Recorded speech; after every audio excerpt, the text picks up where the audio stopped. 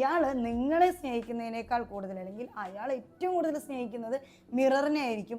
ഇയാൾ ഞാൻ ഭയങ്കര ലുക്കാണ്, ഞാൻ ഭയങ്കര ഹാൻഡ്സമാണ്, ഞാൻ ഭയങ്കര സംതിങ് ആണ് എന്നൊക്കെ പറഞ്ഞുകൊണ്ടിരിക്കും. നാട്ടുകാർക്കൊക്കെ ഇയാളെ ഭയങ്കര ഇഷ്ടമായിരിക്കും, കുടുംബക്കാർക്കൊക്കെ ഭയങ്കര ഇഷ്ടമായിരിക്കും. ഇയാളെ കൂടെ ജീവിക്കുന്നവർ മാത്രം റിലേ പറഞ്ഞ അവസ്ഥയിലായിരിക്കും.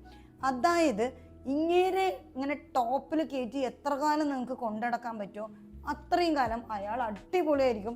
അതിലെപ്പോഴെങ്കിലും നിങ്ങൾ നിങ്ങളുടെ സെൽഫ് വാല്യൂ എന്ന് കണ്ടു കഴിഞ്ഞാൽ പുള്ളി ഭയങ്കരമായിട്ട് ഇറിറ്റേറ്റഡ് ആയിട്ട് പോകും.